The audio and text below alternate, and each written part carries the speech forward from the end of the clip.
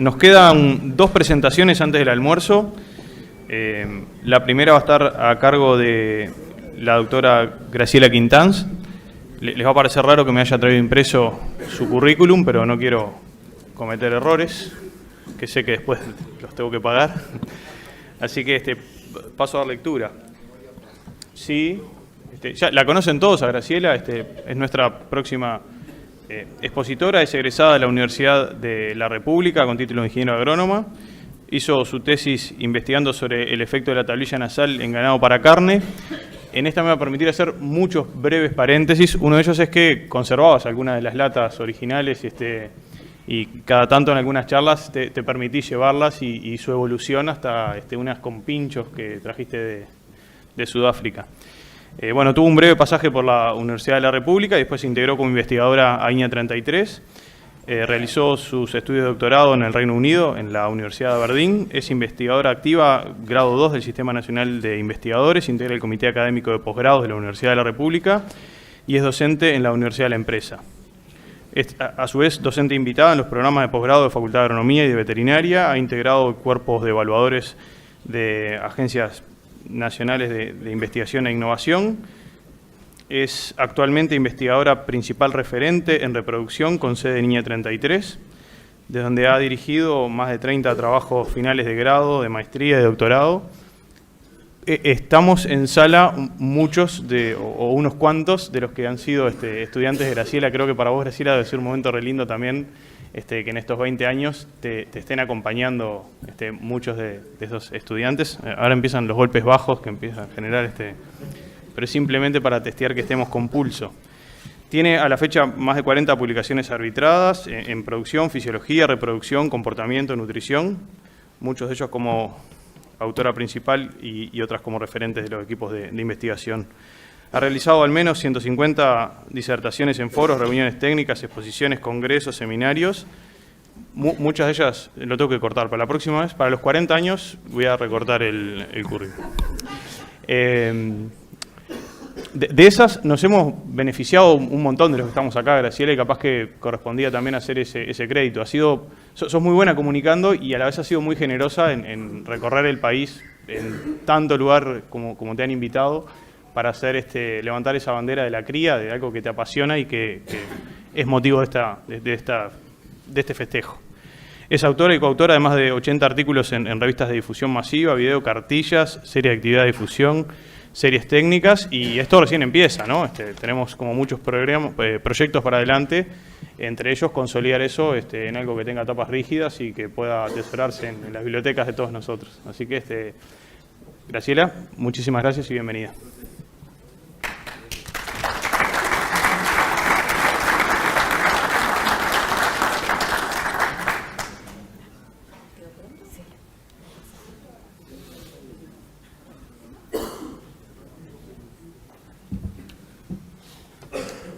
Bueno, muchas gracias por la presentación.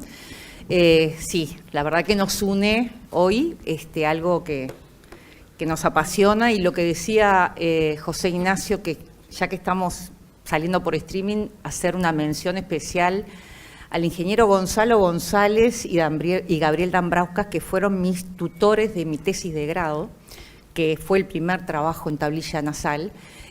Porque de alguna forma marcaron el rumbo de mi profesión y consolidaron mi cariño por la cría. Así que fue un combo perfecto para empezar a trabajar y después poder encontrarme con todos estos compañeros de equipo que tenemos la misma pasión, ¿no? Esas ganas de saber y de compartir todo lo que hay en la vuelta del manejo del rodeo de cría. Y a mí, el equipo, cuando estuvimos discutiendo, bueno, qué presentar, nos pusimos de acuerdo de que este era un tema que tenía que estar presente por varios motivos. El principal, y voy a hacer algunos hincapié porque veo que hay muchos estudiantes, algunos estudiantes que están cursando en estos momentos, otros estudiantes que se están por recibir, pero la causa principal de la baja tasa de preñez en el Uruguay y en el mundo es la duración del anestro posparto.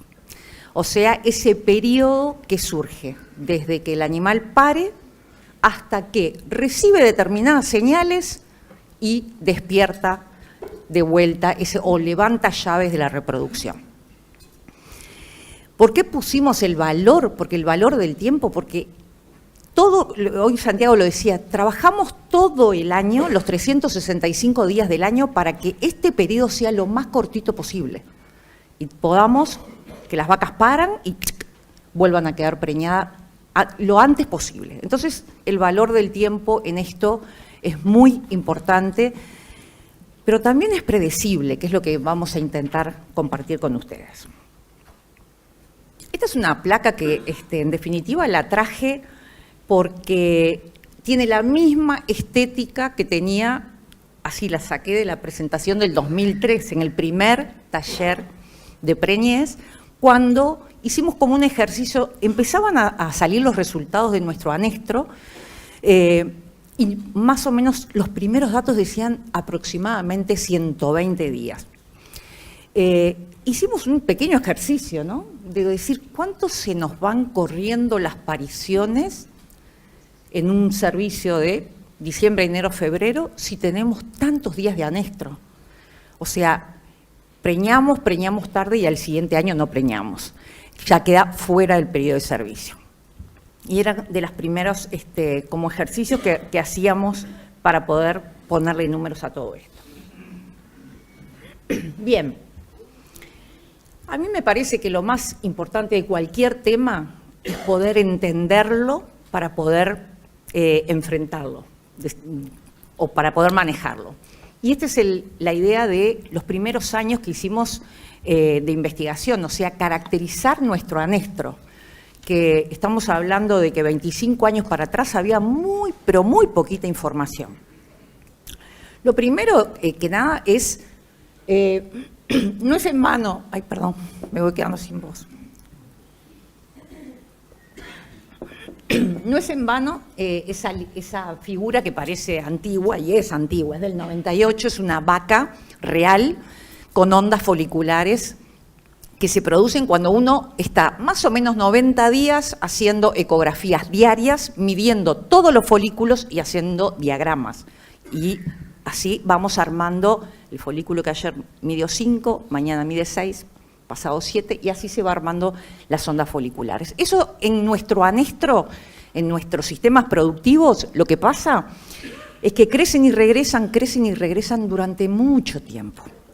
Mucho más tiempo del que nosotros deseáramos, mucho más tiempo que esos 70, 80 días que es la vaca ejemplo que empieza a ovular. ¿Qué es lo que pasa en ese periodo de llaves apagadas de la reproducción sin ovulación? Bueno, hay baja cantidad de las hormonas más importantes en provocar la ovulación, hormonas luteinizantes, hormonas liberadoras de gonadotrofinas, hay folículos que crecen y regresan, pero en algún momento ese se despierta y aparece la ovulación. Lo que hemos visto, y la idea de demostrar esta presentación es recorrer de que en nuestros sistemas el despertador lo tenemos que poner nosotros, en la mayoría de los casos. O sea, levantar nosotros esas llaves de la reproducción. Bien, esto se sabe, como puse ahí, desde hace muchísimos años. Los primeros trabajos de control de amamantamiento fueron del año 68, cuando se descubre que una vaca destetada ovulaba antes que una vaca con cría al pie. Y lo que afecta el anestro posparto está ampliamente documentado. La nutrición y el amamantamiento. Y la nutrición, dos componentes. Pensemos en nuestros sistemas. La condición corporal al parto, que es reflejo de la nutrición preparto y de cómo viene desde el otoño, y el balance energético posparto. ¿Qué le damos de comer a la vaca una vez que pare? ¿Qué señales metabólicas le damos? ¿Les decimos que viene bonanza para poder levantar las llaves? ¿O la dejamos ahí que se quede con poquito, 2 centímetros, 3 centímetros de campo, para que, en definitiva, como está parida y tiene un ternero y tiene que producir leche, diga, bueno, ¿qué es lo más importante? Y criar a mi hijo. O sea que sigo con todas las llaves apagadas. Y por supuesto que está comprobado que los niveles de inhibición, sobre todo opioidérgicas, que son los que modulan muchos de estos sistemas, disminuye a medida que nos alejamos del parto. O sea, no es lo mismo una inhibición a los 50 días de parto que a los 80. El sistema reproductivo está en alerta de forma diferente. Bueno, lo primero que nos preguntamos entonces cuando empezamos a trabajar en esto es, bueno, ¿y en nuestras condiciones? ¿Qué pasa? No es novedad para ninguno que cuando miramos los trabajos publicados a nivel internacional de cría, vayan a los materiales y métodos y las condiciones corporales y nutricionales que hay en los sistemas que estamos todo el día consumiendo son excelentes. No se manejan vacas en mala condición corporal. Es más, cuando yo hice mi doctorado, vino gente del bienestar animal a controlar los tratamientos bajos en nutrición, porque no podían ser muy bajos. Entonces, esa información, cuando llegamos acá y empezamos a mirar, digo, bueno, ¿qué tenemos realmente? ¿Qué sabemos nosotros de nuestros sistemas productivos? Y ahí empezaron, uno revisita muchas veces la información, porque cuando empezamos a trabajar de vuelta con esto, yo revisité esta tesis, como decía al principio, donde teníamos un parto primer celo en vacas de primera cría de 143 días y 102 en vacas multíparas. Año 88, eran los primeros datos. Vacas que eran muy diferentes a las vacas que estamos trabajando hoy. Y después les voy a mostrar ahí. Bueno, los kilajes. Ya con los kilos decimos mucha cosa, ¿no, verdad? O sea, una vaca de primera cría de 300 kilos. Y obviamente una tasa de preñez muy baja. Entonces, ahí es la pregunta, ¿no? ¿Cómo analizamos las variables que se nos presentan? Esos 143 días los podemos extender, es lo común. Bueno, mirando y revisitando esa información, lo que nos dimos cuenta que esos promedios estaban hechos con el 50% de las vacas. El otro 50% nunca entró en celo y quedó fuera del sistema. O sea que estos valores están subestimados. Dicho de otra forma, la situación es aún peor. Bien, entonces, ¿cómo empezamos a trabajar con esto que creemos que es central en determinar el éxito del manejo del rodeo de cría, que es el anestro, y empezamos a caracterizarlo? Y sobre todo fuimos por el primer factor, fuimos por los dos factores en simultáneo, pero yo se los voy a presentar así. El primer factor, la nutrición. Antes que nada, empezamos a diagramar las primeras ondas foliculares. No sabíamos si nuestros folículos máximos eran de 15, de 12, de 10. Hicimos un trabajo durante 3 años, caracterizamos nuestro anestro, y ahí veíamos que vacas en condición corporal 4 se mantenían en anestro, que sus diámetros foliculares andaban en el orden de los 10-11 milímetros, a los 60-70 días de parición, que es cuando muchas veces empieza el entore. Entonces dijimos, bueno, vamos a estudiar la parte nutricional primero. Y hoy estaba, cuando escuchaba a Seba hablar de programación fetal, pensaba cuánto quienes nos evalúan y nos aprueban nuestros proyectos de investigación entienden de lo que estamos hablando. Un trabajo, un experimento de programación fetal lleva 3 años.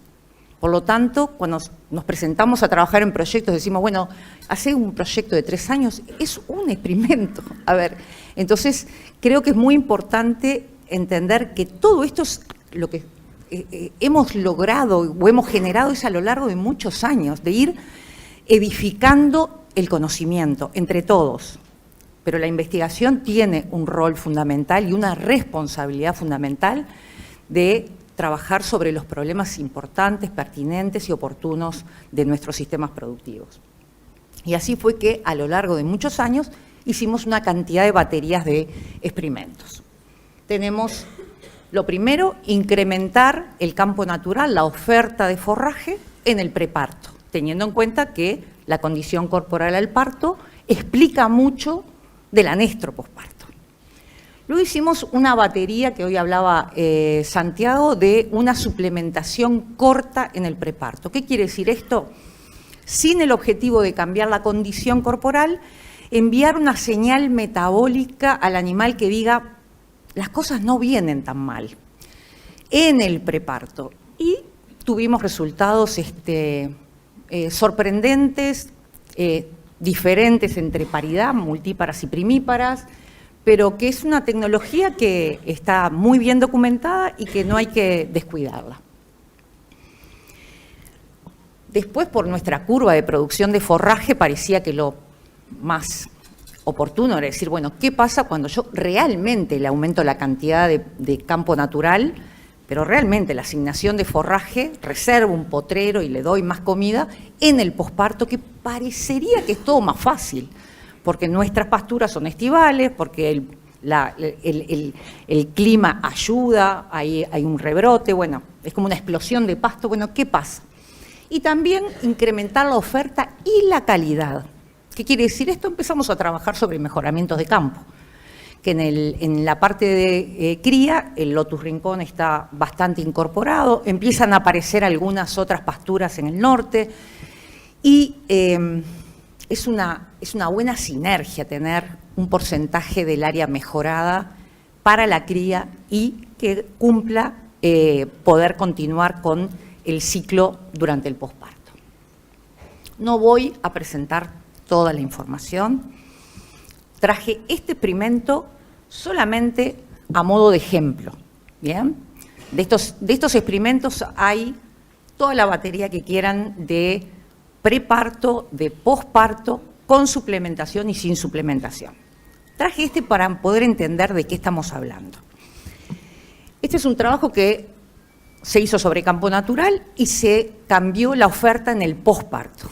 5 de asignación de forraje, 5 kilogramos de materia seca cada 100 kilos de peso vivo, o 15. Dicho en criollo, mala comida, mala cantidad o una buena asignación.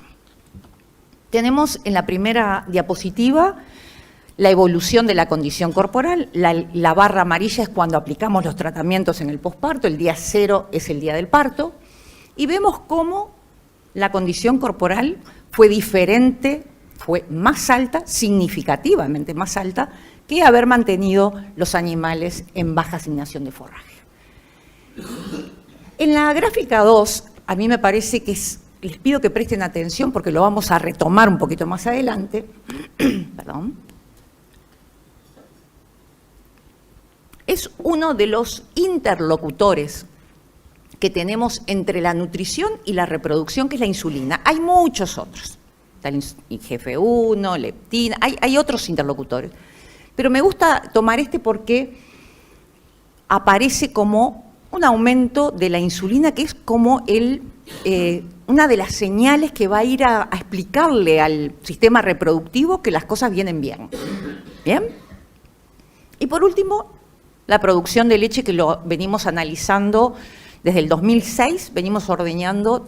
Tenemos una base de datos bien interesante y que nos ayudó a explicar, a entender muchos de los sistemas en condiciones de campo natural. Bien, hay un detalle en esta gráfica que quiero que observen, y es el rango de condición corporal del que estamos trabajando. Estamos trabajando entre 4 y 4,5. Parece suficiente. Sin embargo, la tasa de preñez que logramos en este experimento fue relativamente baja para lo que nosotros esperaríamos. Baja asignación de forraje, tuvo un 25% de preñez y 63% para los animales que estaban en un rango de condición corporal muy bueno, entre 4 y 4,5, con todas las señales metabólicas que venía bien, pero se preñó solamente eso. Entonces, ahí es cuando entramos nosotros a tratar de despertar o de ayudar a despertar ese sistema. Y ahí es donde entra el otro gran factor que afecta el anestro posparto, que es las técnicas de control de amamantamiento. El amamantamiento, como ustedes saben, se lo refuerzo a aquellos estudiantes, inhibe la ovulación a través de dos mecanismos. Una, la lactancia, o sea, la producción de leche por sí misma, y la otra, la presencia psicológica del ternero al pie de la madre. ¿Bien? Entonces, esos dos componentes han sido ampliamente estudiados a nivel internacional, pero teníamos poca información en nuestros sistemas productivos, cómo bajar esa información a algo práctico. Ese trabajo que les comenté que revisité, porque está bueno mirar la información de más años, veíamos que con un destete temporario, con una tablilla nasal, como decía José Ignacio, que usábamos esas de lata, aumentábamos los puntos de preñez de forma significativa, muy importante. Estamos hablando de 30 puntos, de 40 puntos. Entonces, en este caso no hay condición corporal porque no se hacía la condición corporal. La condición corporal se empieza en el Uruguay en la década del 90, de la mano, me acuerdo, porque trabajaba en Bañado de Medina, del ingeniero Orcasberro, que nos enseñó a todos cómo hacer condición corporal. O sea que no es algo que usamos siempre. Si miramos los libros de cría más viejos, no estaban en la condición corporal. Bien, entonces acá sí aparece lo que yo diría la herramienta uruguaya.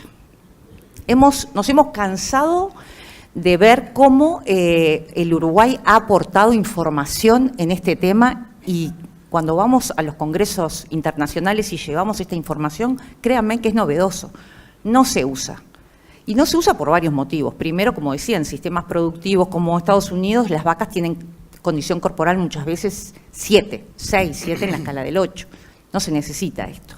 Esta es una tecnología que, si bien es brasilera, o por lo menos los primeros trabajos aparecieron en Brasil, que yo recuerde, se desarrolló ampliamente en el Uruguay, tanto en el INIA como en la Facultad de Agronomía. Hoy en día puede parecer como algo lógico. Bueno, ya sabemos lo que es destete temporario. Yo voy a pasar solamente algunas preguntas que nos hicimos los investigadores y que hoy todos los técnicos la tienen la respuesta. Primero, si funciona o no. Me voy a poner los lentes, permiso. Si afecta el vínculo maternal, si siempre incrementa la tasa de preñez, si afecta la producción de leche, si tiene un efecto diferencial por estado corporal, quiere decir todos los animales, independientemente de la condición corporal, responden a la tablilla, no lo sabíamos. ¿Afecta o cambia la condición corporal? Le pongo 14 días, corto la lactación, ¿mejora la condición corporal? ¿La edad de la vaca restringe su uso? ¿Se puede usar en vacas primíparas? ¿Cuánto demora en ovular o presentar celo después de una tablilla? ¿Qué hormonas o metabolitos me están explicando lo que está pasando? ¿Provoca mastitis? Pregunta recurrente. ¿Las tablillas se pierden? ¿Maman los terneros? ¿Hay efectos si se pierden las tablillas?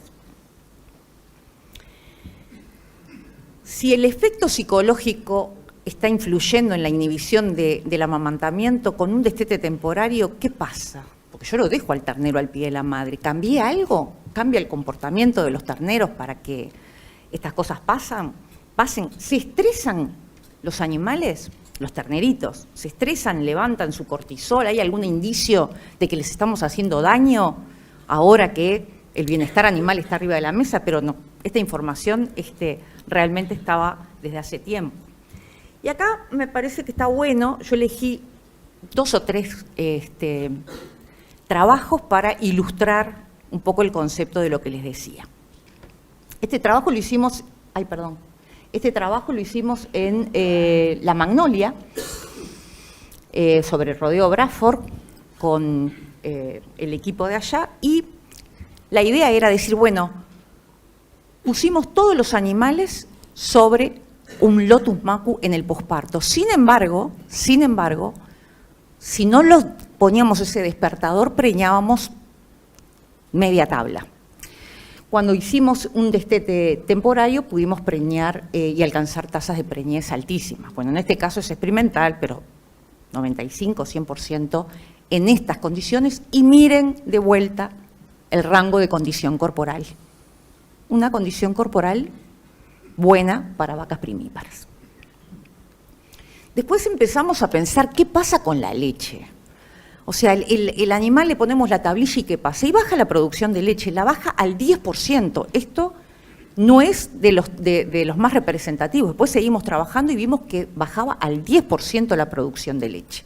O sea, que esa cerrada de canilla había un redireccionamiento de nutrientes que se manifiesta con un incremento de insulina en sangre durante esos 14 días. O sea, ¿qué quiere decir? Que un buen mejoramiento, una buena pastura en el posparto, que se acuerdan que nos daba un incremento de la insulina más un destete temporario, nos está dando el combo perfecto en estos rangos de condición corporal para lograr una buena tasa de preñez. Y la última pregunta que nos la hicimos fue ¿a qué tipo de vaca le teníamos que poner destete temporario una vez que incorporamos, gracias a este taller de preñez, en la investigación incorporamos el diagnóstico de actividad ovárica.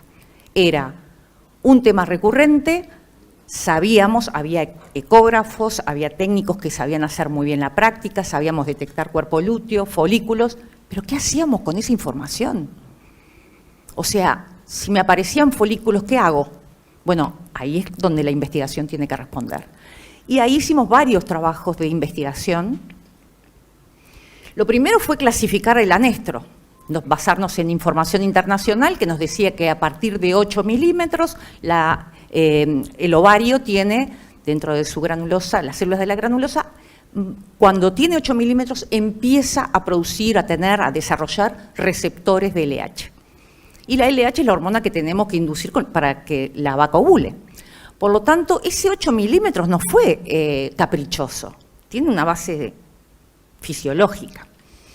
Una vez que detectamos, bueno, podemos separar acá el anestro, ¿qué estrategias? Si tengo folículos chiquitos, ¿qué tengo que hacer? Y si tengo folículos grandes, ¿qué tengo que hacer para despertar, para usar ese despertador, para levantar las llaves de la reproducción? Hicimos algunos trabajos, yo traje acá solamente 2 o 3, tenemos sobre anestro superficial el primer trabajo en el 2007, con estudiantes de la Facultad de Agronomía, donde lo que observamos, a ver si no me falla acá, que en anestro superficial, sin hacer nada, preñamos 58% y con destete temporario superamos el 90%.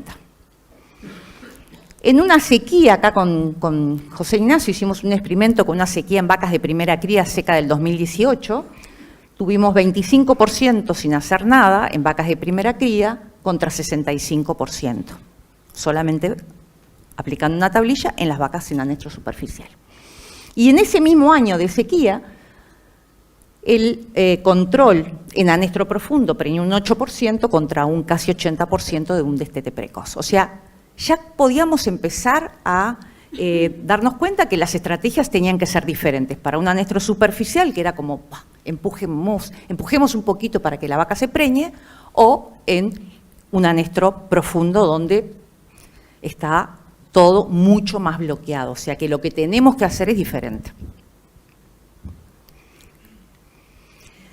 Estos son algunos trabajos que presentamos a lo largo de todo este tiempo. Recuerden que nosotros durante prácticamente 10 años hicimos una jornada en el verano que era sobre diagnósticos de actividad ovárica. Íbamos a los campos, hacíamos el diagnóstico, lo mostrábamos, era una forma de capacitar sobre esta tecnología y levantar mucha información de los colegas en el campo, de qué información nos estaba faltando. Y acá tenemos esta información, nos la participó Paula Itachi de Maldonado y también unos datos de Bordaberry en una sequía. O sea, estos son datos comerciales. Esto ya hoy, por suerte, lo tenemos como información en el bolsillo, ¿no? O sea, ya sabemos qué hacer y cómo hacerlo, como decía el Chuni, o sea, tenemos que saber qué hacer y cómo hacerlo. Bueno, acá parecería que está todo bastante claro. Pero como investigadores teníamos también la obligación de tener información sobre eso que puse al principio, anestro posparto. caracterizar nuestros anestros posparto, nuestros periodos parto primer celo o parto concepción, y se desplegaron una batería de trabajos experimentales, muchos, o sea, está bueno ver a sus estudiantes. Y un detalle, volvemos a tener el mismo problema, un poco subestimada la información, porque gran parte de esos animales no entran en celo. Y hemos desarrollado algunas herramientas estadísticas para no perder esa variable. Pero esa estadística que decimos, bueno, vamos a darle un valor a ese periodo para no perder esa información, siempre termina subestimando el problema. Siempre. Bueno, acá tenemos algunos datos más nuevos que quería compartir con ustedes. Esta es una base de datos de palo a pique, donde tenemos más de 500 ordeñes, y está bueno con respecto a poder discriminar en condición corporal, que sigue siendo una herramienta fantástica también. No perdamos de vista que la condición corporal es una herramienta fantástica. Y tenemos allí, de baja y alta condición corporal, podemos ver la cantidad de producción de leche, la tasa de ganancia de los terneros, los pesos vivos al destete, la tasa de preñez. En una base de datos donde estamos hablando de que por abajo de 3,5 preñamos el 30%. Y volvemos, partos, concepción, bastante subestimados. Esta es una base de datos nueva también sobre 3.500 vacas de la unidad experimental que estamos volviendo a visitar, volviendo a mirarlas desde otro lugar. Esta es una tesis de maestría que dirige el ingeniero Velasco, pero que también nos permite clasificar las condiciones corporales, nuestros periodos de anestro y nuestros periodos de parto-concepción, y también en función de la edad de las madres. Por lo tanto, sí, el amamantamiento, el control del amamantamiento está arriba de la mesa y tiene que estar, la tenemos que conocer, tenemos que saber cuáles son sus fortalezas y cuáles son sus debilidades para aplicarlo de forma adecuada, porque de nada serviría poner una receta única. O sea, eso es lo más importante que tenemos que comentar. Bueno, hoy Santiago lo adelantaba, sí, la calidad de preñez, ya no importa preñar mucho. Además de preñar mucho, queremos preñar temprano y concentrado. Esa es la clave para que el rodeo se maneje de forma más fácil. Tener una parición temprana y concentrada, una preñez temprana y concentrada dentro del periodo que cada productor elija, ¿eh? No estamos hablando de que todo se tiene dentro del periodo que cada uno elige, temprano. ¿Muy bien? Bueno, sigo. Estoy terminando. Bien, entonces bien. Fue bien. Sí. Los conceptos finales. Trabajemos en umbrales de condición corporal segura. Es algo que hace años que estoy tratando de incorporar, que es el concepto de trabajar en umbrales de condición corporal segura. Porque cuanto más nos alejamos de esos umbrales, más riesgo corremos desde todo punto de vista, fisiológica, económica, ambientalmente. No está bueno trabajar en condiciones corporales por debajo de los umbrales seguros. Y la incorporación de las técnicas de control de amamantamiento creo que tienen que estar a la orden, y hay, por suerte, lo que más podemos decir, que está todo documentado, está todo publicado. O sea, invito sobre todo a los técnicos y a los estudiantes, a los técnicos más jóvenes, que vuelvan a visitar la información, porque está todo publicado y eso es una gran ventaja en nuestras condiciones. Y recordar, para finalizar, que el conductor del sistema no es la vaca, somos nosotros, la productora o el productor rural que toma las decisiones. Gracias.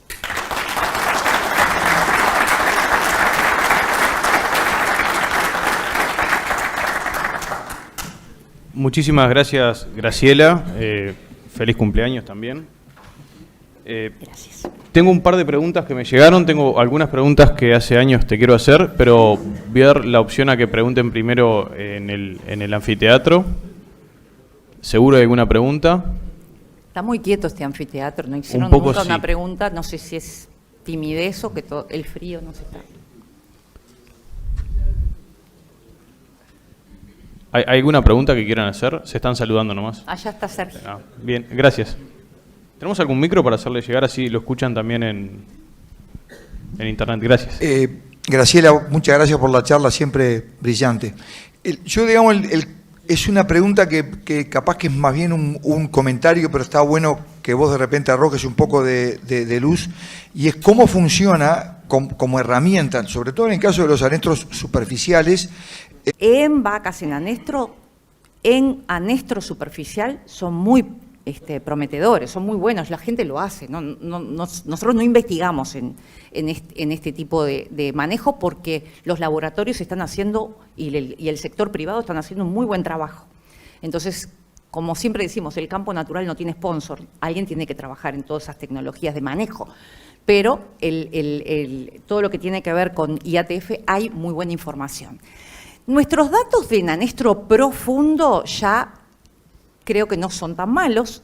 Logramos en vacas 4 en anestro profundo preñar un 30% en anestro profundo. Lo importante de la herramienta de la IATF, que nosotros la discutimos mucho en nuestros debates con el equipo, es que no se malinterprete de que es una medida mágica que va a resolver, por ejemplo, un anestro en condiciones subóptimas de estado corporal. O sea, si estoy en los umbrales de condición corporal en riesgo, es muy probable que el esfuerzo que hagamos sea lo que nos reditúe o la respuesta sea más pobre de la que esperamos. Pero es una herramienta que no solamente induce la ovulación, sino que la sincroniza. O sea, también se utiliza en vaquillonas, ¿no, verdad? O incluso en vacas ciclando. O sea, es una herramienta dentro de todo el sistema que tenemos disponible. Creo que es una herramienta importante.